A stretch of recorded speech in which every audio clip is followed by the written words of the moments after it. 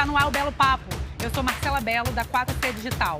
Aqui falamos de negócios, inovação e dados, com convidados que estão mudando o mercado. Bora?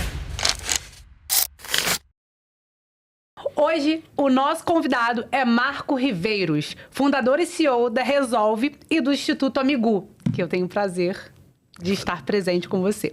Um executivo que transformou crises em recomeços e dados em inteligência. O papo de hoje, vocês não estão entendendo, vai ser enérgico. Muito prazer de ter você aqui comigo, meu amigo e irmão. Marcela, é um prazer meu estar aqui. Num belo papo que nós teremos hoje. Teremos um belo papo, né? Um dos muitos que a gente já teve no decorrer da nossa jornada, certo? Certo. Mas para mim é especial hoje estar aqui, vivendo esse momento junto com você. Um momento incrível. Então eu espero que a gente hoje possa oferecer para esse público incrível que te acompanha algo dessa substância que nos une há bastante tempo. Isso aí. E olha que a gente já viu, já passou, foi água embaixo dessa ponte, né? Exatamente, entendeu? Então vamos lá. Para começar, eu quero que você me conte, porque a sua história é muito parecida com a minha. Sem dúvida. E a gente sabe disso. Você começou cobrando. E começou cobrando nas ruas. Sim. E como que isso te trouxe essa inteligência por dados e a análise de pessoas? Porque a gente é movido por pessoas. Acho que se a gente puder falar um propósito aqui, Sim. Pessoas, né? E a gente vai decorrer no meio desse episódio aqui sobre esse projeto maravilhoso que você tem, que é o Amigu. Então as pessoas vão entender o porquê que eu tô falando que você é movido por pessoas. E conta um pouco pra gente dessa trajetória. Marcela, eu acho que quando a gente nasce nesse caos do papel, né? Porque quando você vai presencialmente, é porque você não tem um meio digital de comunicação. Então, o único meio de se comunicar é a relação entre as pessoas. E cobrar, que muitas vezes é só o ato de vender uma pontualidade para as pessoas como oportunidade, é como vender, é como negociar, é como, enfim, é se relacionar. Cobrar é se relacionar com a outra pessoa, com a outra ponta. E aí, quando você começa essa comunicação ali, onde tudo é papel, onde tudo é presença, então você nasce dentro desse caos e naturalmente você percebe, primeiro, que você sente muito como as coisas são, porque você conhece profundamente como as pessoas reagem a isso. Então, quando você faz uma cobrança ali, você está executando uma cobrança, você pessoalmente, você consegue perceber o quanto você errou o tom e o quanto você acertou o tom. A pessoa mostra no semblante dela. Ela reage imediatamente, né? Antes da fala, inclusive. No momento que você está manifestando, você já está percebendo nela. O corpo fala. O corpo fala. Então, quando você está fazendo cobrança lá na porta a porta, você tem a capacidade de perceber como a pessoa está reagindo desde a primeira fala, desde o primeiro parágrafo do seu script. No telefone você perdeu essa capacidade. No SMS eu perdi essa capacidade. Quanto mais distante, ou seja, quanto mais digital, mais longe, né? E se a gente olhar a comunicação, quanto mais distante de uma pessoa, mais difícil se comunicar com ela.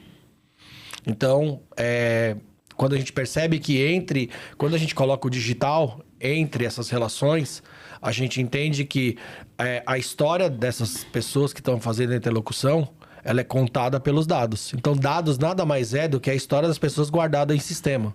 Exatamente. Então, a partir daí, vem o desafio de que como é que eu faço para poder me comunicar tão bem com uma pessoa estando longe? Como é que eu faço para aproximar? Para conhecê-la. Então, o único instrumento que a gente já nasce com ele dentro da gente para fazer isso é a inteligência. Legal. Então, quando a gente coloca a inteligência sobre esses dados, a gente cria proximidade, porque a inteligência, ela cria isso. É isso. Ou seja, uma relação bem feita é uma relação bem costurada. Então, o que você fala? Foi uma escolha inteligente. E você sabe que eu comecei a fazer ciência de dados por isso, né? Porque a gente nasceu com o propósito de que esquece que cobrança é porrada. Cobrança é dado, cobrança é inteligência, cobrança é analisar todo o comportamento do cliente pra gente identificar qual foi o ponto em que começou a dar ruim. Eu falo, gente, vocês estão achando que cobrança começou com 30 dias, com 60 dias, no age que o cliente está em cobrança? Não. Ele já vem dando sinais há muito tempo. E a gente não, e o mercado não percebe isso. E aí foi aí que a gente criou a disruptura. Inclusive, quando a gente se conheceu, que eu acho que foi em 2012, 13, não sei, não lembro. Foi entre... Foi mais ou menos isso, né? Foi entre 11 e 12, porque foi quando eu montei a consultoria. A cobrança super fácil, né? Então, e quando você veio com dados, que você já era muito materializado em dados, eu falei, cara, é isso. São essas informações, são essas combinações que vão dizendo de longe, mesmo que eu esteja de longe, quem é o Marco, quem é a Marcela e como eu devo tratá-los, como eu devo recuperá-los, né? Acho que no final do dia é isso, né? Que você vai ir lá no porta a porta para recuperar o cara. Sim. Para olhar no olho dele e falar, olha, eu tô aqui para te ajudar. É porque no final você acaba aplicando uma ciência sobre aquilo que você faz para poder orientar uma pessoa que não tem essa ciência. A pessoa que se endividou, 95% delas a gente sabe que foi por ocasião. A ocasião dela fez essa oportunidade de ela se endividar. E como as coisas por ocasião são inesperadas, isso quer dizer que as pessoas não se prepararam para isso. E muitas vezes, quando ela se encontra, quando ela se percebe nessa circunstância de fundo do poço, de sem saída, a gente sabe, por ser humano, quantas crises a gente já não passou na nossa vida, Marcela. Poxa. E que a gente já se viu nessas circunstâncias que essas pessoas vivem. E a gente também não tinha uma pessoa que pudesse trazer ali um caminho, uma rota, sabe? Trazer aquele ponto de luz. Deixa eu te ajudar aqui. Sabe, no mínimo trazer aquele ponto de luz pra você falar assim, acho que pode ser por aqui. Muito bom. E acho que o papel nosso, que faz esse trabalho, tem que ser esse. Por quê? Porque eu não conheço, sinceramente, desses anos todos aí que eu passei nesse mercado, eu não conheci uma pessoa, talvez, que estivesse na posição de cobrar, que não estivesse na posição de dever. É verdade. Seja um operador ali, um atendente, um negociador de cobrança, um supervisor, que já esteve nessa posição, gerente, um diretor... E principalmente empresas de cobrança que hoje, inclusive, estão aí fazendo esse trabalho devendo. Ou seja, elas têm a arte de cobrar e sendo cobrada, né? Então, assim... Então, quando você já esteve nessa situação, você exerce a empatia. É inteligente exercer a empatia. Não é só um ato de bondade, é um exercício de inteligência. E você falando assim, me vem na cabeça, por exemplo... É o humano fazendo regra para o humano. Né?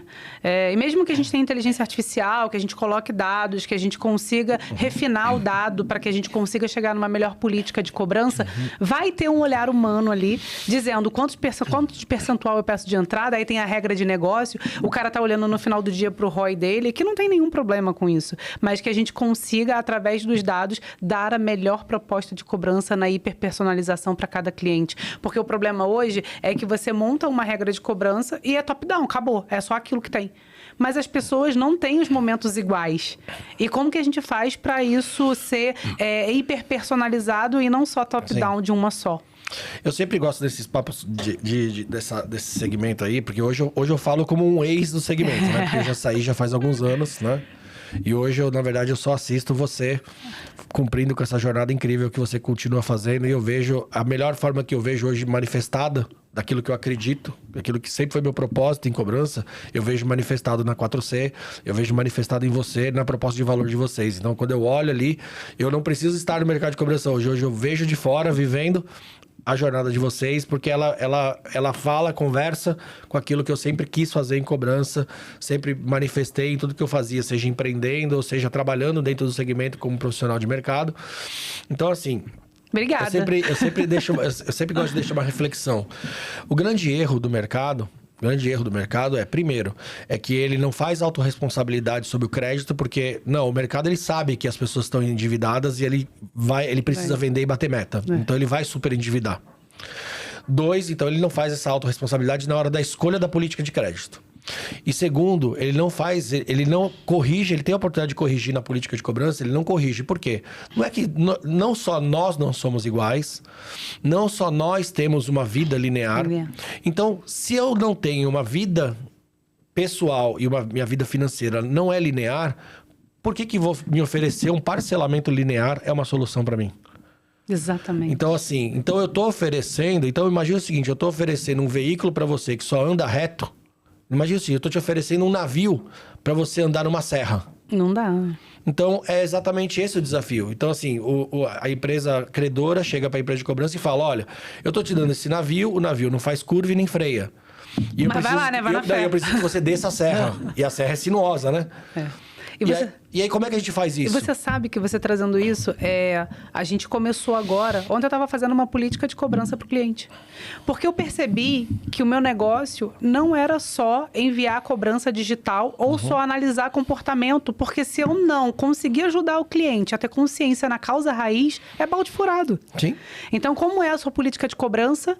Como é a sua política... Porque é o planejamento de crédito, né? Que é o ciclo do crédito. Que você fala lá, você vai planejar, aí você vai colocar em prática, depois você vai checar e você tem a perda. Aí você tem cobrança, você tem perda. E dali você está sempre replanejando o crédito. Porque é preciso replanejar.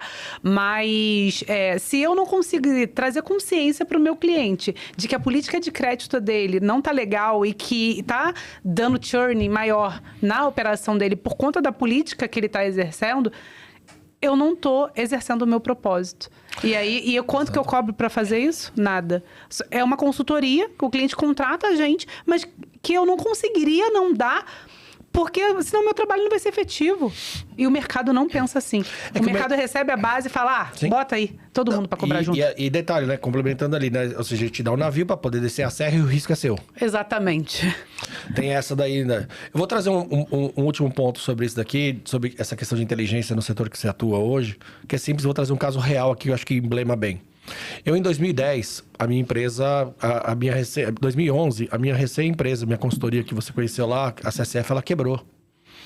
E eu tinha comprado um carro, que era o carro do meu sonho. Eu tinha comprado um Honda Civic, aquele preto, bonito e tal. E tava financiado tudo.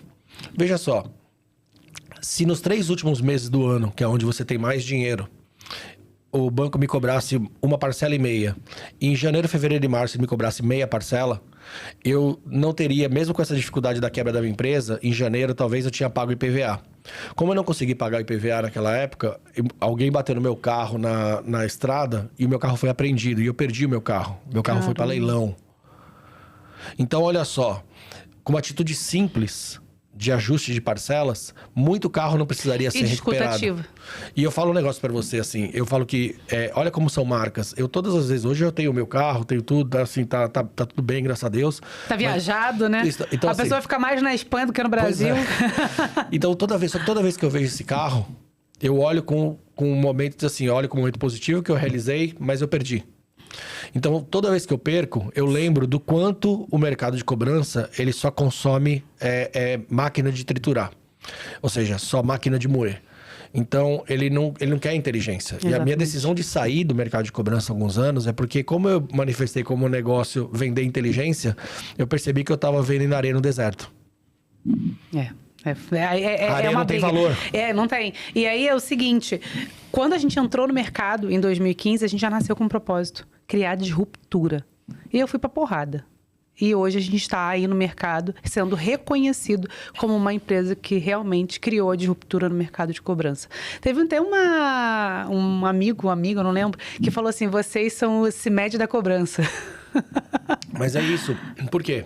Porque olha só que interessante, e o que vocês estão vendendo? Inteligência. Como é que você percebe a inteligência da 4C? Na personalização, da ponta a ponta, ou seja, na personalização da política, a personalização da execução. Né? Então, você coloca a inteligência na frente. Então, assim, você pode até colocar IA, mas você tem que colocar a tua inteligência dentro da IA para ela ser humana. É isso aí. Né? Então, assim, acho que é... E refinar os dados, né? Para que a IA consiga ter contexto ali para atuar. Eu acho que principalmente, assim, os dados são importantes. Mas, de novo, o dado conta a história de muita coisa que foi feita. É isso aí. Então, eles são isso. Falta colocar a camada principal do ouro das empresas. A gente tem um ledo engano muitas vezes, assim, que, assim, na verdade, é que não é tão exato falar isso. Quando a gente fala, assim, que os dados são o ouro de uma empresa... ele fica incompleto um pouco para mim essa visão. Porque ele é parte do ouro da empresa. Porque os dados ali, eles estão contando aquilo que foi feito no negócio, mas ele não conta o negócio. Para você ter o ouro da empresa, você precisa dos dados que são estruturados, você precisa colocar a inteligência das pessoas da sua empresa dentro desse sistema. Se você não sistematiza, se apropria dessa inteligência... Acho que o propósito da empresa também, né? Por que ela nasce, para que ela faz, qual é o negócio dela. Mas isso está na cabeça, na mente das pessoas. Não está em sistemas. É isso aí. Então, a gente precisa transportar esses dados que hoje estão aqui, que a gente não captura. Ou seja, você contrata um talento incrível para tua empresa, ele passa 5 anos, mas quanto você conseguiu colocar da cabeça dele ali? Agora, ele sai da tua empresa com a tua empresa inteirinha na cabeça. Percebe? Sim. Então, mas isso é estruturação, né? Processo, documentação. Então, a gente precisa humanizar a empresa. A gente precisa fazer a empresa ter capacidade de absorver a inteligência de uma pessoa, assim como uma pessoa é capaz de absorver a inteligência da empresa. Sim, os dois. Tanto que você vê, a pessoa sai da tua empresa, monta uma igual. Mas a sua empresa, quando essa pessoa sai, você não consegue replicar 100% aquilo que ela fazia. E aí você patina, passa aqueles períodos ali de transição quando você perde alguém que é muito essencial ali que acontecia no teu processo. Então as empresas precisam se apropriar disso, né? E aí, vamos dar um 360 aqui, porque a gente começou na cobrança, porque Exato. Você iniciou na cobrança e a gente não podia deixar de contar essa história. Sim, sem dúvida. Mas você agora cria estratégias para tirar empresas da falência, empresas que estão mal das pernas, podemos dizer assim. Sim. E como é que você viu isso no mercado? Por que essa mudança? Por que esse 360? E você criou uma metodologia para isso. Sim. E que, inclusive, nós estávamos juntos na semana passada e você me explicando todo o método que você criou. É incrível, gente. Vocês não estão entendendo. Esse homem é uma máquina. E aí, por que você fez isso? Por que você saiu no mercado de cobrança e por que você criou essa metodologia para tirar as empresas da falência?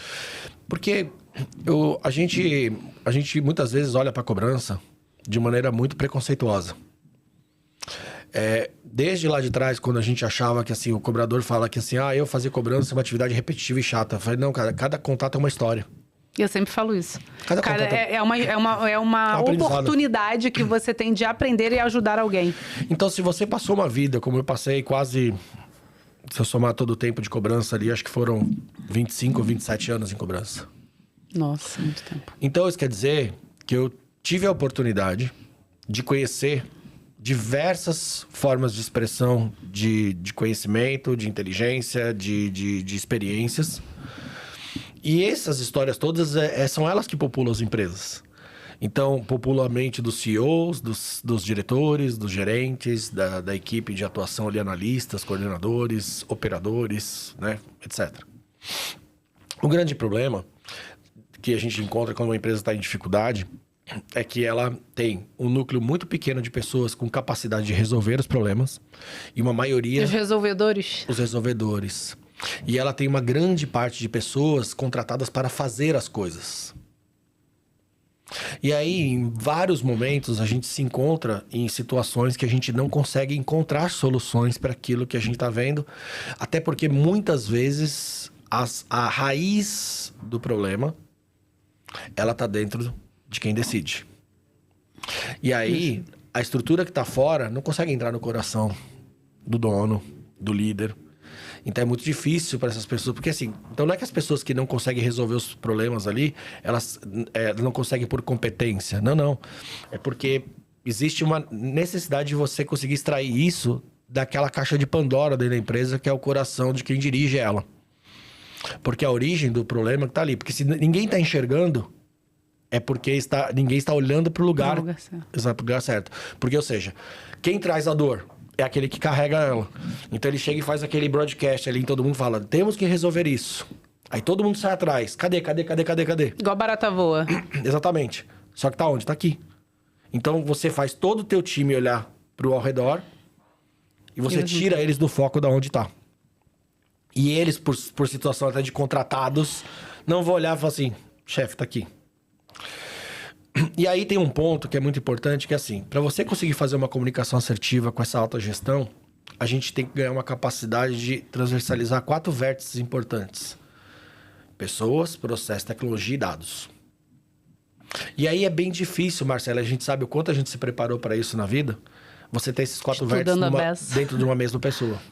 Dentro do mesmo conjunto de... É que geralmente as pessoas, ou ela olha para processo, ou ela olha para o dado, ou ela olha para a cultura. Exato. Então, o que acontece? Então, o que precisava? Bom, legal. Então, eu consigo, pela minha experiência, olhar esses 4 vértices dentro de um polo só. Então, isso quer dizer que eu consigo trazer alguma agilidade de pensamento e reflexão ali. E que é o que normalmente esse C-level precisa. Depois disso, o que faltava? Faltava para poder... Qualquer empresa grande, ela precisa de método. Senão ela não acredita que uma pessoa sozinha seja capaz daqui. Agora, um método bem aplicado, uma pessoa que sabe aplicar esse método, ela acredita. Né? Por quê? Então, ela entende que o método é a ferramenta e você tem alguém que é hábil com aquela ferramenta. Isso todo mundo acredita. Então, por exemplo, você pode dar a porta que for, do cofre que for, se vier o chaveiro, você acredita que o chaveiro vai abrir aquele cofre. Então é mais ou menos assim que funciona. E aí, para você se tornar esse chaveiro, desse cofre forte aqui, né, que é o que você precisa ser, você precisa ajudar a pessoa a enxergar isso daqui. E ela, quem vai destravar esse cofre é ela, não é você. Esse é o ponto. Então, isso toda tá vez... profundo, gente. Eu não sei se vocês estão conseguindo entender, Isso, mas... por mais que... E até parece assim, até dar uma dica assim. Por mais que pareça filosófico o papo que eu tô trazendo, ele tem uma lógica absurda por trás. Ele, a fala... Mas é porque a filosofia é constituída de lógica. Pra mim, não, é que pra mim a filosofia é a lógica daqueles que não são racionais. É isso. Assim como a lógica é a filosofia dos racionais. Então, assim, pra mim, a filosofia e lógica, elas são a mesma coisa, só que pra quem expressa o lado esquerdo... Tem uma frase que eu falo que é: os loucos abrirão caminhos que mais tarde serão percorridos pelos sábios. Exatamente. É meio que nesse caminho. Não, você, na verdade, você resolveu numa expressão exatamente essa fala. Então, o que acontece? Então, quando você traz pra ele a história contada da origem ao destino, ou seja, olha, tudo começa aqui, armazena aqui, se transforma aqui e é consumido assim. É tipo um ETL. É tipo um ETL. Por quê? Porque o que a gente às vezes não entende é que tudo que existe em tecnologia é reflexo e espelho da nossa existência. É isso aí. A tecnologia, ela nada mais é que a nossa extensão física daquilo que a gente exerce. Então, a memória, o processador, o HD... Tudo isso aqui foi criado do nada. Tipo assim, eu olhei pro céu, vi a estrela, passou o cometa, falei, HD. Não. Agora, o estudo da nossa mente, o estudo do nosso corpo, fez com que pessoas entendessem como é que eu replico isso. E eu posso dizer que você criou essa metodologia porque você viu muitas empresas quebrarem? E eu vi a minha, inclusive. Eu acho que principalmente depois que eu vi a minha. Porque é muito fácil pra gente ser engenheiro de prédio pronto. Quando a gente entra numa empresa quebrando, ou vê ela quase, você tá olhando de fora, é muito fácil a gente olhar e falar assim, olha, tem que fazer isso. Olha, tem que fazer isso. É muito difícil a gente fazer isso com a gente. Né? Então, o que a minha empresa me ensinou foi justamente para eu entregar alguma coisa pro mercado, eu tinha que eu saber resolver para mim isso. Não eu só porque eu vivi isso daqui, agora eu posso contar uma história ali, escrever um livro e dizer, olha, como não quebrar empresas. Não, nada disso. Enquanto eu não me resolvi com isso, enquanto eu não entendi por que isso aconteceu e o que eu tinha que mudar em mim, o que eu tinha que aprimorar em mim. E até hoje eu ainda estou em resolução, no meu caso da minha empresa. Então, eu me vejo muito mais como... hoje, se eu fosse olhar para a minha empresa, eu sou o fundador dela, mas eu me vejo muito mais como uma pessoa que seria um produto dessa empresa, para essa empresa explorar e ganhar mercado, para ser ali esse resolvedor para ela, do que um CEO. Por quê? Porque tem muita coisa que ainda falta por causa da minha formação, da forma ao qual a minha história se concebeu, como eu fui forjado, foi uma escolha, inclusive, minha. Não foi assim, eu só tive essa opção. Não, foi a minha escolha. Tem que ser realista, foi a minha escolha. Né? Talvez se eu tivesse... eu conheço muita gente que trabalhou e se ferrou igual eu, mas estudou o tempo inteiro junto, se graduou, fez doutorado, caramba. Então eu escolhi não. Né? Fica meio romântico falar que assim, eu só tive o caminho do trabalho. Não. A gente teve, sim, sem dúvida. A gente fez escolhas difíceis. E talvez porque faltou pra gente alguma ousadia da gente olhar pra origem e só ficar ali tratando a consequência. E as empresas acontece a mesma coisa. A gente tem esse cenário em todas as empresas. E quanto maior ela, mais você vai ter isso. E eu costumo dizer que, por exemplo, no seu caso a empresa quebrou. Mas eu matei o meu negócio algumas vezes pra criar outro. Então, é isso. Não é que é quebrar, mas... houve ali a disruptura. Comecei com consultoria. Depois da consultoria, a gente montou a cobrança digital. Depois da cobrança digital, a gente viu que era commodity. A gente começou a trazer dados. Então, se você não mata a sua empresa, se você não pensa em matar a sua empresa todos... não sei se você concorda com o que eu vou falar, mas se você não mata a sua empresa todos os dias para você inovar e trazer algo novo e para você estar no mercado para ir acompanhando as tendências e a tecnologia, você vai quebrar. Eu acredito que a única coisa fora você que quebra a sua empresa é quando a sua empresa ela tá muito exposta a fatores externos que são intangíveis pra gente. Por exemplo, insegurança jurídica, insegurança de mercado, mudanças de economia, essas coisas que são mais macros e que, por exemplo, inferem. Exemplo, amanhã saiu uma lei seguinte, agora ninguém mais pode cobrar ninguém por telefone. Agora ninguém mais pode fazer disparo por isso aqui. Então, ou seja, quando vem uma regra de fora que muda aquilo que o seu negócio era apoiado, né? Aí foi um fator externo que quebrou. Do contrário, muito possivelmente, com intenção ou sem intenção, normalmente quem quebra a empresa é o próprio dono. Porque é ele que detém 100% do comando. Mas eu acho que tem que ser intencional. Não, eu acho que tem, eu acho que é muito importante porque as pessoas quando estão numa hype estão bem. E aí quando você tá bem, você entra na sua zona de conforto. E aí você precisa sair dela. E, por exemplo, a gente falou de falência aqui. E a sua metodologia não serve só para empresas que estão quebradas, mas serve também para empresas que querem chegar em outro nível. Eu estagnei. Então eu tô num platô ali, não sei como sair dele, preciso sair, porque eu tô sendo pressionado por acionista, porque eu tô sendo pressionado por concorrência, por mercado, e eu preciso escalar. Como é que faz? É isso. Né? E aí você consegue fazer isso hoje? Sim, sem dúvida. Então acho que esse é o grande passo. Então, assim, acho que a grande oportunidade que a gente acaba trazendo é você trazer essa visão de resolução de fora, que consegue transversalizar essas 4 vértices ao mesmo tempo, consegue trazer de forma tangível e muito austera a visão que está ali. Então, normalmente, você não traz uma solução. Você traz o método que todas as pessoas juntas participam e constroem a solução. Então, eu não entro numa empresa dizendo assim, se eu sou o resolvedor, vim aqui e sou o salvador da pátria. Não. Eu vou coletar, eu vou trazer para a minha solução todos os dados. Aqueles que estão em sistemas e o que está na mente das pessoas. Então, eu trago. Trago todas as pessoas. Trago todos os processos. Trago todos os sistemas. E aí, isso tudo aqui vai virar uma substância que vai trazer dali, ou seja, vamos misturar isso aqui na panela, vai cair uma gota. Aquela gota que cair é o suco puro daquilo que a gente precisa, ou seja, aquela gota de solução vai falar, tá aqui. Então, a solução, quem constrói é todos. Então, por isso que às vezes é impossível fazer, porque ninguém tá, às vezes, ninguém acha que tem que colocar todos os elementos na panela para poder fazer. Você já transformou mais de 15 empresas. Isso. É isso mesmo? 15 empresas. Meu Deus, o cara é rodado, né? E como é que foi essa experiência de transformar essas 15 empresas que você aprendeu? Eu gosto muito de um livro da Bel Pace, que ela fala, acho que é a sua melhor versão, em que ela fala que você aprende com todo mundo.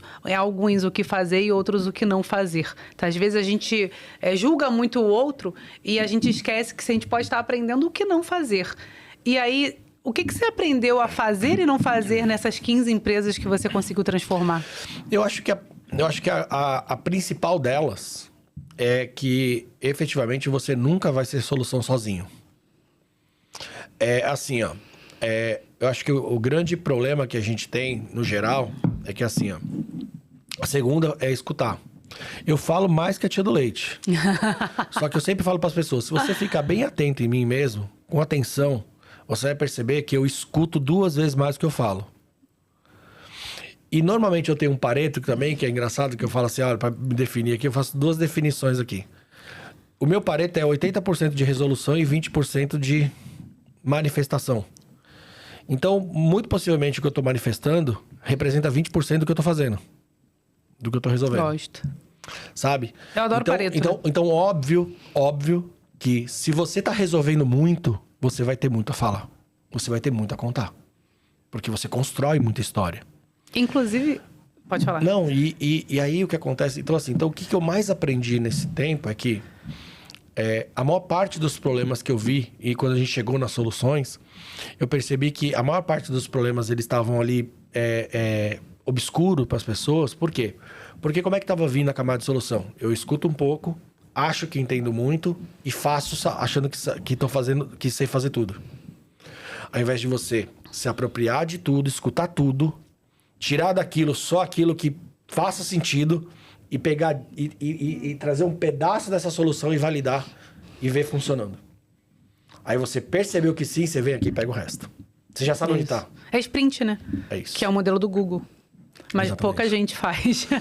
É porque a galera ou quer tudo ou quer nada, né? É por isso que eles resolvem problemas tão grandes, em soluções grandes, o tempo inteiro. E olha que legal. E o Google faz um negócio que você mesmo falou. Eu não conheço uma empresa no mundo que mais mata suas soluções que o Google. O Google cria 15 aplicativos, daqui a pouco ele matou todos. Ou colocou como open source, colocou para todo mundo usar, mas ele mata da mesma velocidade que ele cria. E é uma velocidade incrível Absurdo. mesmo. Eu ia falar que eu gosto tanto de Pareto que eu criei uma metodologia dentro da 4C para fazer cobrança digital. E não só para dados, não só olhando para o comportamento, qual é o melhor canal e tal, mas eu fiz um cruzamento exponencial de faixa de atraso, faixa de valor e collection score. E isso é exponencial por quê? Porque para cada faixa de valor e para cada faixa de atraso, para cada collection, eu tenho ali um cruzamento. E é exponencial porque você pode fazer vários cruzamentos. E eu botei uma IA para fazer isso. E isso personaliza, né, Má? Porque você tem cada bolso, e aí eu vou pro tem uma 80, capacidade. 20. Porque às vezes, eu dou treinamento de cobrança para outras empresas. E para empresas que fazem dentro de casa também. E aí você vai olhar lá, você fala... Aqui, tem cliente que tá devendo 10 mil reais e você não cobrou. Ah, não, porque entrou no follow-up. Tá, mas por que o repique desse cliente aqui tem que ser igual o repique de um cliente que tá, por exemplo, com 60 dias? Não pode. Ou que tá com não atende, quem é prioridade? Então, a gente tem...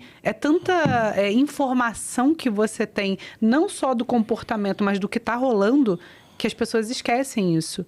E aí, quando a gente olha para as empresas... Eu sei que você tem esse método, você consegue tirar as empresas para lucratividade, colocar as empresas lucrando de 12 a 18 meses. É surreal, né? Porque a gente fala muito de 80-20. Então, eu tô falando do case da cobrança, porque é o meu mundo, né? Então, eu vou fazer aqui umas analogias. Mas você tá olhando ali para os 20%. Sim. 80%... Você tem que tirar 80% do resultado daqueles 20%. Exatamente. E aí, como é que você consegue isso? Entre 12 a 18 meses, colocar uma empresa lucrando? Eu acho que... É meio louco, né? Mas você trouxe uma analogia muito boa da cobrança, porque é o mesmo. Por exemplo, quando você aplica método simples, quando você aplica lógica... A lógica é o óbvio, né? A lógica, ela poderia ser mais... É óbvio que ninguém vê. A lógica poderia ser mais conhecida popularmente como óbvio, né? Fazer o óbvio. Então, o que acontece? O que você acabou de falar. É mais fácil, a gente precisa trazer um resultado. Imagina que você precisa reverter um resultado de 1.000. E você tem 1.000 pessoas que podem pagar R$1. Aí, a pessoa quer que você fique isso daqui em um mês. A pessoa quer que você fique em um mês cobrando aquela pessoa de 10 mil, onde essa de 10 mil, no mês, talvez te pague R$1. Aí você, no final do mês, vai ter R$1. Eu cobrei de 10 mil, mas eu recebi R$1. Agora, eu fiz cobrança de 1.000 pessoas, R$1. E eu recebi 1.000 no final do mês. Eu fiz o resultado. Então, muitas vezes, esse resultado, ele já está ali para acontecer. Tá dentro de casa já, né? Ele tá dentro de casa. Ele só não estava organizado para acontecer. Por quê? Porque não estava focado. Então, quando você faz uma equipe, você faz uma empresa olhar para esse núcleo, eu costumo fazer uma brincadeira que ela parece sarcasmo, assim, mas assim, você sabe por que o alvo é chamado de alvo? Por que você ganha mais pontos se você acertar no meio? É porque normalmente é onde está a parte mais rica do resultado. Então, por que o 100 é no centro? É porque a maior parte do seu ouro está no centro. E aí você vai buscar solução aqui no entorno, no periférico. Você vai olhar pro seu vizinho, você vai olhar pro teu entorno e achar a solução. Ou seja, por que você não mira no núcleo? E como chega lá, né? Agora, claro, que uma vez... Então, de novo, eu acho que entra no lance do alto. Então, o que eu uso muito mais, às vezes, dentro da metodologia... É que, assim, eu busquei muito e busco o tempo inteiro a autorreflexão, o autoconhecimento. O autoconhecimento é... O autoconhecimento. O meu filho de 6 anos faz terapia para autoconhecimento. Ou seja, você imagina ele... Você imagina ele daqui a alguns anos. Imagina o belo papo que será com ele. Oxe, não quero... Nossa. Imagina você criando o seu par pro belo papo aqui. Vai ser incrível. Já está sendo, porque os papos que você tem com ele, você já compartilhou comigo, são extraordinários, aliás. São filosóficos. Eu tô louco, inclusive, pra ir para Niterói pra poder ter esse papo com ele. Conheço que você vai... O moleque é fora da curva. Estou em débito, pode mandar o boletinho pra ele. Eu tô cobrando aqui publicamente, então, exatamente. Agora. Você vê padrão nessas empresas que você já passou, nessas 15 empresas que você vai... Eu adoro também essa palavra, a gente enxergar padrão, porque parece óbvio. Mas é difícil de você conseguir enxergar padrão quando você não está no estado de atenção, no estado de presença, olhando realmente para o que está acontecendo. E você vê padrão nessas empresas que você conseguiu fazer essa transformação? Sim. E esse padrão é aquele que eu vi a primeira vez que eu assumi uma operação de cobrança. Quando me colocaram a primeira vez para liderar um time de cobrança, ou seja, depois que eu saí lá da operação e eu fui liderar, eu encontrei esse mesmo padrão e a mesma solução desse padrão, que serve para uma equipe de 10 pessoas que estão ali cobrando, serve para uma multinacional. Que é o quê? Quando você chega e você contrata pessoas aí para fazer cobrança, são pessoas que estão no seu primeiro emprego, que ganham em torno aí hoje de R$1.800, R$2.000, certo? Por mês, aí que deve ser o salário mínimo, ali para trabalhar 6 horas, perfeito? E as pessoas você coloca lá numa operação, ela tem uma meta, né? E normalmente essa meta varia, ela pode ser uma meta de 10 mil, de 50 mil ou de 100 mil, certo? Quantas dessas pessoas já viu 10 mil na mão? Pegou, materializou 10 mil? Nenhuma, então elas não sabem o que é. Então, para elas, aquilo, você há de convir comigo que para elas olham isso como impossível. Sim. 50 mil, então, nem fala. 100 mil, difícil. Aí, como é que você resolve isso daqui? Você pega e faz o quê? Pega o boi, você não coloca ele na garganta inteira, você material os bifes, certo? Então, o que você faz? Você mostra para ele, olha, divide aquilo por dia, por hora, e fala, olha, eu preciso que você sente aqui, e durante 1 hora você vai conseguir falar mais ou menos com 5 ou a 10 clientes aqui, certo? Você só precisa fazer com que um deles se comprometa com 100. Se você conseguir fazer isso por hora, olha, 1 de 6. Você tem 6 tentativas para conseguir um compromisso de 100. Aí você já tá tendo ali um... Aí ele, poxa, então eu tenho 5 chances de errar? Isso. Vai lá. Ficou fácil, né? Então, normalmente, o padrão, o que eu faço dentro de uma empresa grande dessa é esquecer o tamanho dos milhões que ela gira. Milhões de consumidores, milhões de reais, milhões aqui. É só uma empresa com 100 mil pessoas dividido, e quanto mais pessoas, mais fácil de diluir o problema, mais gente para ajudar a resolver. Então, ou seja, é você transformar os números mentalmente a seu favor. Tudo é uma questão de perspectiva. Então, o grande padrão é a perspectiva que as pessoas olham para a coisa. Então, um exemplo, o que me motiva, o que me faz talvez ganhar essa performance e essa capacidade? É que eu sou apaixonado pela raiz do problema. Então, quando eu vejo o problema, É incrível. Ele me excita aquilo ali e fala assim, pô, a galera da 4C tem que ouvir isso, gente. Eu quero isso aqui. Agora, as pessoas dentro de uma estrutura de empresa, elas precisam que tudo funcione certinho. Então, você vai numa multinacional, por exemplo, Marcela, eu jamais conseguiria trabalhar numa multinacional. Eu nem tenho experiência para isso. Eu acho que o que eu trago hoje para as empresas é porque eu só tive experiência na minha vida de empresa caótica, de empresa em situação caótica. Então, eu nunca... Mudar o caos. E aí o que acontece? Se você me colocar numa empresa que tudo funciona, tudo certinho, eu vou ficar olhando e falar assim, cara, o que eu faço aqui? Fazer aqui? Eu não sei o que fazer, eu viro estagiário, eu faço o que eu sei aqui. Entendeu? Então, e as pessoas que estão nessas empresas, que fizeram carreira nessas empresas, elas têm dificuldade em trabalhar em empresa caótica. E aí o que acontece? Quando aparece o caos para elas, trava tudo. Sabe? Buga, gera um bug. E aí quando eu entro nessa empresa, eu olho para aquilo ali e eu falo assim, nossa, diversão. Agora eu me vejo aqui com vocês. É isso. Então, quando eu chego lá numa reunião, eu falo assim, olha, eu tenho esta dor aqui, eu tenho isso aqui. Cara, como é que você vai resolver? Eu falei, primeiro de tudo, assim, eu escuto, por quê? Eu preciso me apaixonar por aquilo. Se eu me apaixonei, eu vou falar pra ele assim, eu consigo. Agora eu consigo fazer contrato. Então, acho que o padrão é esse, as pessoas sempre... E parece simples, né? Olhar o copo meio cheio, meio vazio. Mas é uma analogia que, realmente, de novo, é óbvio, mas... Às vezes, você só mudou a perspectiva dos caras e a solução apareceu. Aí você, nossa, aí como você não mexeu em nada, você não programou nada, você não entregou nada, não tem um PowerPoint, não tem nada, as pessoas falam assim, é bruxo. Mas como é que foi isso aqui? Só mudança de perspectiva. É isso. Você tira a venda do olho, você fala, caramba, descobri a América. Mas às vezes é só isso. E as pessoas não costumam olhar a causa raiz. Elas costumam tomar remédios em doses homeopáticas. Por conta, mas aí eu acho que assim... Tem um sentido, eu não acho que isso é só porque as pessoas temem fazer isso. Eu não acho que seja também correto a gente falar que as pessoas não são treinadas para isso. Eu acho que principalmente, é a blindagem. É aonde está a raiz da coisa. E que a gente pode falar de cultura também, né? A gente volta, Cultura. Mas numa empresa que é fundada, por exemplo, a maioria das empresas, independente se elas são multinacionais ou não, se elas são grandes, gigantes e tal, principalmente no Brasil, elas são familiares. A maior empresa do Brasil é familiar, a JBS. Né? A que mais lucra, não. A Vivo não é. Então, assim, o Itaú é.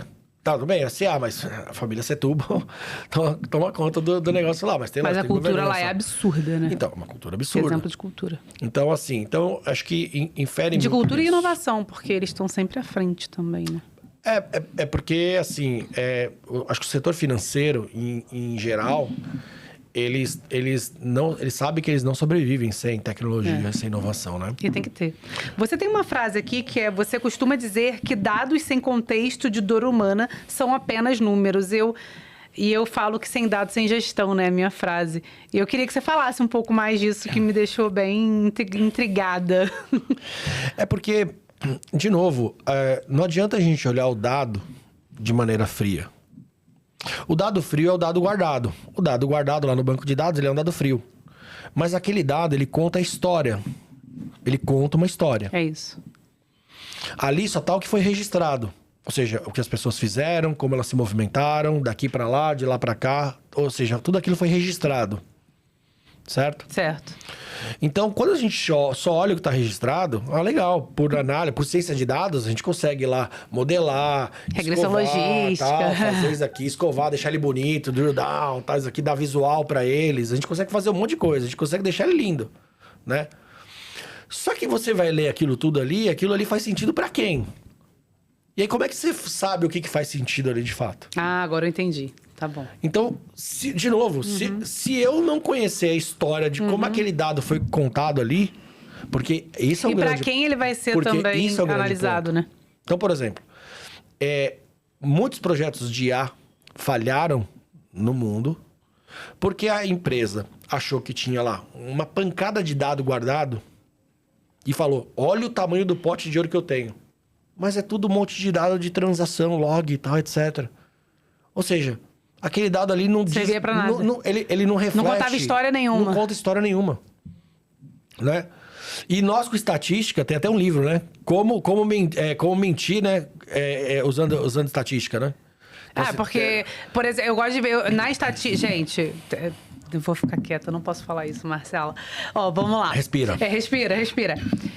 Tem muito gráfico que você vê que você não tá vendo a tabela que gerou aquele gráfico, pô. É o que a gente mais vê, a galera colocando gráfico, colocando a linha. Eu falei, a primeira coisa que me traz, eu falei, tá bom, mas eu quero a tabela que gerou esse gráfico aqui. Porque se for uma tabela com 10 números em que eu tenho outlier, serviu pra nada. Exato. Então, assim, não adianta você olhar pro dado sem conhecer o contexto. Não faz o menor sentido. Muito bom. E aí, aquela história, né? Aí eu tenho uma frase lá na Resolve, lá que você viu lá, que é assim, né? Dados acumulados só ocupam espaço em disco. Só. Então, se você não conhecer contexto, você não infere inteligência. É isso. Muito bom. E também para quem ele está servindo. E para que ele está servindo. Porque tem muita gente que pede... Eu dou consultoria numa empresa que eles têm mais de 30 indicadores. Ele me mandou. Ele veio, o que você acha desses indicadores? Quando eu vi 30, eu falei, impossível. Tem um estudo americano que fala que você consegue analisar de 7 a 9 indicadores. E aí, eu gosto de analisar 4. Que eu acho que são os pilares, assim, que eu tenho que olhar e falar, esse aqui é o meu café da manhã, não posso deixar de olhar. Quando eu vi 30 indicadores, eu faço nada com aquilo, é só para inglês ver, pô. E também tem até uma sequência, né? Assim, você pode até querer oferecer para alguém 10 indicadores, mas quais são os 4 que ela precisa? Exatamente. Primeiro você entrega os 4. Ela gostou? Desdobra. Me conta um pouquinho mais, aí você traz mais 4. Entrega mais 4. Se você fizer isso... Ela não vai ser capaz de olhar isso tudo. E ela vai ter a percepção de que você entregou 3 vezes a dose que ela te pediu. E talvez ela te valorize um pouco mais disso. Agora, se você entrega... Já viu quando você pega uma pessoa assim, a pessoa tá com fome, aí você traz aquele... Você senta no hotel, lá que tem aquele rapidão, monte pra comer. Rapidão, ela come e acabou. Aí você oferece tudo pra pessoa assim, não, só quero um café mesmo. Não, mas aí trazendo a consciência, né, de dado também para as empresas de que não adianta você ter 30 indicadores e só tá bonito lá no BI, pô. E aí vem uma outra coisa O que óbvia. você está fazendo com isso? Qual a decisão que você está tomando? Olhando para o dado, olhando para o indicador e dizendo qual é a dor que aquele indicador resolve. Se ele não resolver nenhuma dor, ou se ele não fizer previsão de nada, esquece, pô, serve para nada. E isso se aplica a várias coisas, né? Então, por exemplo, a gente só consegue interpretar a abundância quando a gente está na escassez. E vice-versa. Então, você chega para um cliente, né? Você lá no telefone, chega para um cliente que hoje não está vendo oportunidade nenhuma. Aí você vai lá e o teu negociador vai entregar para ele 10 opções. Ele nem sabe o que fazer com isso. Na segunda ele já não escutou. Exatamente. Agora, se você trouxer para ele, olha, se você tem essa condição, essa daqui é melhor. Mas se a tua condição não foi essa daqui, essa outra caixa é melhor. Qual das duas faz sentido? Aí ele pode chegar pra você... Acho que é legal isso de... Aí ele fala, aí ele pode até falar pra você, nenhuma das duas. Aí sabe o que ele vai fazer? Ele vai trazer a direção. É isso. Então, queira escutar do cliente. Escutativa, né? Não queira adivinhar a vida da pessoa. A menos que ela tenha te dado dados na conversa, contexto. Que trouxe a situação dela pra você ser mais assertivo. Mas, normalmente, como que você é assertivo com uma pessoa? Olha a escutativa aí de novo. Então, por exemplo, eu sempre tive uma estratégia, porque assim, na minha trajetória, como eu vivi nesses caos, dificilmente apareceu uma pessoa querendo te ensinar gratuitamente aquilo que ela sabia. Então, a minha técnica sempre foi fazer o seguinte: eu sei como é que faz. Aí eu pegava. Imagina que o que é verdade tá aqui no centro. Então, eu falava, ou é isto, o que é o que tá à esquerda, ou é isso que tá na direita. Aí a pessoa, você tá errado. Eu falei, mesmo? Qual que é o caminho? Aí ela me trazia. Eu falei assim, obrigado. Eu quero estar errado, mas só pra você me dar o certo. Se eu tivesse acertado, a pessoa ia achar que eu tava lendo ela, cria resistência e falar, não é. E aí, pra fechar, assim, é igual cultura, né? Às vezes a empresa tem de valor, quando ela vai olhar os valores. Ela tem 20 valores. Aí eu falo, me fala os 20 valores aí. Não sei, tem que ler. Se você tem que ler, você não vive, né? Sim. Tem uma coisa que... Porque você é o que você vive. Exato. E o que tá te norteando para você viver? Eu acho que é legal isso, porque quando você, por exemplo, vai tirar a empresa do estado de falência, de quebra, para trazer ela para lucratividade, aí a gente está dizendo que, cara... Tá bom, vou tirar você do estado de falência, mas você tem consciência do que é a sua empresa, qual é a dor que ela resolve, qual é o propósito que você nasceu? Acho que é isso, né? Bem... Sim. E outra coisa que vem do autoconhecimento, que eu aplico bastante ali que me ajudou muito a aplicar dentro do método, é que assim, a gente tem uma crença simples assim, quando você fala com o dono, você tem que... Lembra já aquela história assim, quando é o chefe, a ideia tem que vir dele pra ser boa. Então, o que você faz? Você coloca ela aqui quicando, ele chega, olha e fala, tive uma ideia, não é isso? Mas a gente aplica isso só com o dono, certo?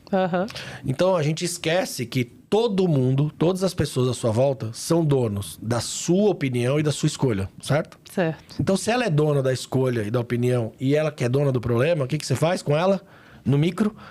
Olha ela como dona e deixa a solução quicando na frente dela. Então você entrega 2 erradas para ela acertar. Então, você não precisa ser... De novo, não adianta você chegar como salvador da pátria. Então, o que normalmente eu trago para poder conseguir gerar esse trabalho, que é aquilo que você já viu lá no Hackathon fazer, eu literalmente erro de propósito. Eu trago ali e falo assim, olha... Mas o que eu quero no final é que ela traga. É a provocação, né? Porque eu quero que ela traga. Porque, primeiro de tudo, acho que assim, uma das coisas que eu acho que tem a maior virtude do que a gente faz, que é um pouco diferente de consultoria, é que normalmente uma consultoria, ela por natureza, ela precisa gerar uma recorrência, então ela precisa criar... Sempre dizem, né? O consultor bom é aquele que sabe gerar demanda para si próprio, né? Mas eu tenho uma necessidade de resolver. De não gerar dependência. Então, eu preciso que, durante o processo, aquela pessoa se aproprie do que eu tô fazendo com ela. Por quê? Porque se ela começar a aplicar o que eu faço, eu vou fazer 2 vezes mais rápido. E se todo mundo à minha volta aplicar aquilo que eu faço, eu consigo resolver mais rápido o problema. E consigo resolver ele para mais tempo. É isso. Então, o resultado aparece mais rápido. E falando de resolvedores, a gente está chegando nos minutos finais, então passou muito rápido, pelo amor de Deus, mas eu não posso deixar de falar. Você, além de resolver dor de falência, de tirar as empresas de uma consciência ruim, trazê-las para a abundância, você cria o Instituto Amigu, que é onde você cria resolvedores de verdade. E eu sou o privilégio, tenho o privilégio de ser mentora e tenho o privilégio também de participar de hackathon com você e com aqueles jovens. Conta um pouco pra gente desses jovens do Instituto Amigu, por que o Amigu nasceu e deixa a sua mensagem final, porque eu acho que é muito importante a gente falar do Amigu, porque eu sou apaixonada por esse projeto, eu sou apaixonada por pessoas assim como você. E esses jovens hoje, já alguns empregados, alguns já resolvendo essas dores dessas empresas para que elas não caiam no caos. Então, Eu acho que, assim,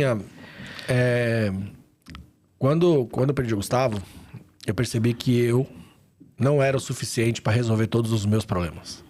Todos aqueles que eu achava que eram meus, inclusive. Que era minha responsabilidade.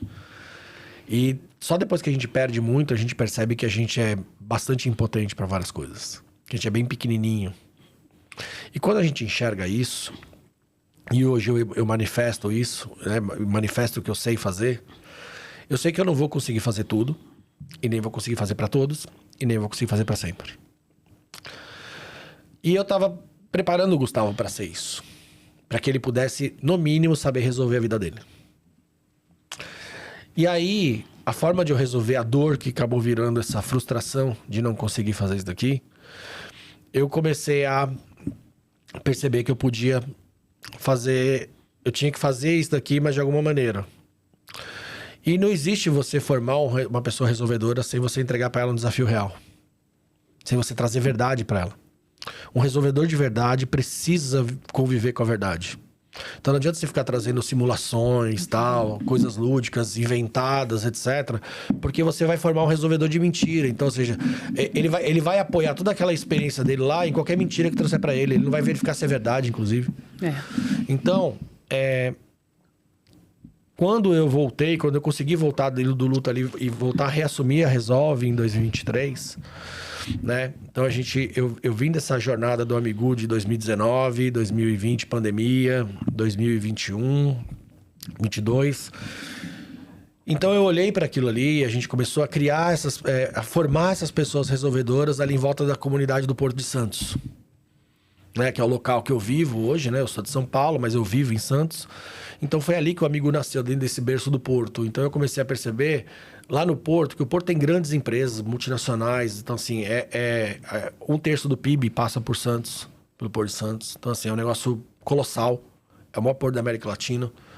São mais é um ecossistema ali de mais de 50, 100 mil pessoas diretas, fora as indiretas. Então assim, é um planeta dentro de uma cidade.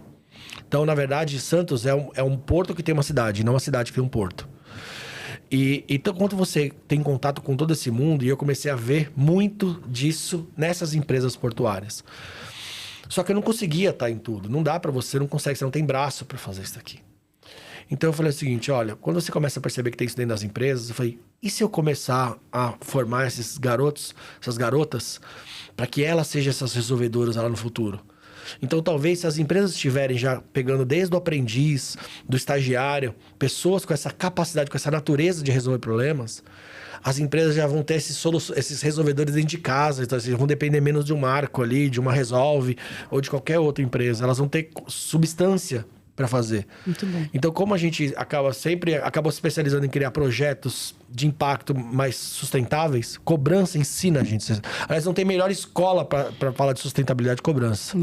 Porque você tem que pegar 100% daquilo que você tem, investir para talvez você se pagar e dar lucro. Então, se você não aprende a ser sustentável, você morre. Você não tem outra escolha, né, em cobrança, a não ser sustentável. É isso. Então, essa escola, a cobrança também me trouxe isso. A capacidade de construir projetos sustentáveis em qualquer circunstância que seja. E hoje são quantos resolvedores no Instituto Amigu? Bom, assim, a gente teve a oportunidade de crescer muito nessa jornada de formação na pandemia, onde a gente formou 88 mil. Onde desses 88 mil, 30% foram para o mercado. Isso representou impacto direto em 6 mil famílias. A gente vem fazendo essas maratonas de desafios reais do Porto, trazendo para esses jovens resolvedores ali ter a oportunidade, sejam eles universitários ou não, de eles conviverem com esses problemas do Porto.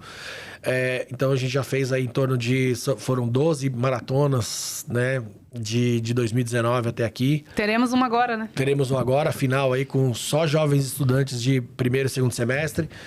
Então, eu acho que, principalmente, eu acho que o legado que eu posso trazer, que eu posso deixar, o que eu gostaria de deixar de fato, é isso. Então, assim, eu gostaria que todas as empresas aí, quando elas olham, né, elas estão vendo assim, tem aqueles problemas, aquelas, talvez pareça impossível resolver, né? Talvez só esteja faltando um resolvedor. Nem tô falando só do Marco aqui, me vendendo aqui, vendendo meu peixe da Resolve, não. Talvez um desses guris aí que estão vindo do Amigu, se eles tiverem a oportunidade de estar na sua recepção, no seu administrativo, no seu financeiro, nas suas áreas. Então, começa a trazer eles, que eles já nasceram do digital. Então, traga esses resolvedores para sua empresa, desde a base. E aí, quem sabe, você acha ali a sua solução. Marco, muito obrigada pelo esse belo papo que nós tivemos. Foi um belíssimo papo. Eu sou honrada de ser sua amiga, sua irmã, mentora do Amigu. Hoje, vivendo esse hackathon com esses jovens, a gente transformando vidas. Muito obrigada. Eu que agradeço você e a todos que estão aqui assistindo a gente, né? É isso. Não são poucas pessoas. Não são poucas. Vão ser muitas. O Instituto Amigu, a Resolve, ela precisa ser muito conhecida. Gente, aqui é o Belo Papo, direto do mercado para quem faz o mercado. Muito obrigada pela presença de vocês aqui até o final. Tenho certeza que se não entender alguma coisa, volta lá para ouvir de novo, porque foi muito rico. Obrigada.